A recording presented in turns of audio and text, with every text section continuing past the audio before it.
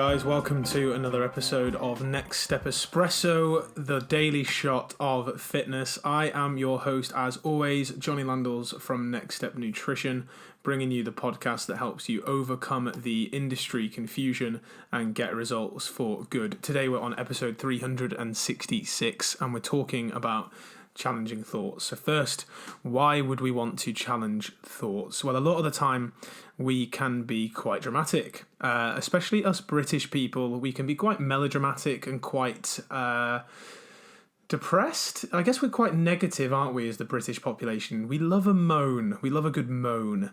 And oftentimes we can really dramatise and catastrophize things in our head that really aren't true. And a lot of the times this is what can cause us to become depressed. A lot of depression can happen because we live in the past. We ruminate on the past. We wonder why we didn't do a certain thing, or what we could have done better, or what would have happened if this had happened, or what if only we'd done this. Or we live in the future and we're anxious about what might happen. What if I get made redundant? What if I lose my house? What if I get hit by a car? I mean, obviously that's not usually what goes through people's heads, but it might do. I'm not going to judge your current thought processes right now. Whatever you're thinking is completely valid, but this is why we need to start challenging them. We need to start coming up with a system of noticing and naming our thoughts, realizing that they don't define us, and thinking about what we can think about instead. So a lot of the times when we're depressed, it would help to work through a thought record sheet, and I'll attach an idea of what this could look like in the blog. So if you want to head over to the blog to have a look at it. Now we want to think about the situation where we might be feeling depressed. We need to think about the images or thoughts that are leading us to be depressed. And then we need to rate these feelings, right? We need to rate the emotions on a scale of 1 to 10 or a percentage out of 100, and any physical sensations that are coming through. So what's going through my mind? What thoughts or memories am I thinking about right now? What emotion am I feeling at that time? How intense was it? What did I feel? And then you need to think about why you've thought that way, if it's valid. If there's evidence to believe that, if there's any evidence against that, what someone else might say. And then you need to start coming up with alternative responses to provide a more balanced perspective. So you need to think, right, am I looking at things negatively because of the way I'm feeling? Am I filtering out alternative perspectives? What would someone else say in my situation? Is there a better way of seeing this? What's the bigger picture?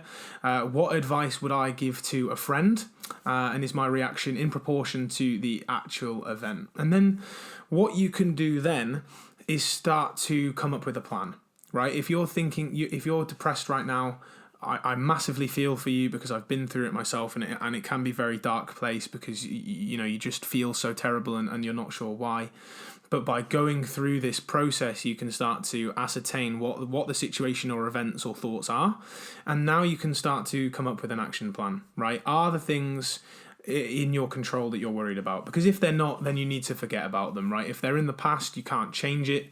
You might be able to change your reaction to the past events now, which would be useful, but you can't change actually what happened. If it's something that could happen in the future or something that's happening right now, what can you do differently that will make a difference? What could be more effective? What's going to be most helpful for you for the situation? What consequences are going to happen as a consequence of that? And then do something, right? Plan out as much as you need to come up with a solution, and then get on and do something. But if you're feeling depressed right now, then thought records, challenging thoughts, they helped me become less depressed, and I'm sure that they can with you as well. So that depression thought record sheet is going to be courtesy of getselfhelp.com. That's going to be as part of the blog for today's episode. So do make sure that you check out nextstep-nutrition.com/articles and check out the blog over there. Thank you as always for listening to Next Step Espresso. I want to thank all of you who listened last month and helped the podcast reach 9.2 thousand downloads, which is our record of all time. So it really means a lot to me that there are people out there listening to this that are finding it useful. A reminder that the show is now sponsored by Icon Nutrition. If you head to the link in the show notes of this episode, you can pick yourself up some fantastic tasting supplements that are all evidence-based.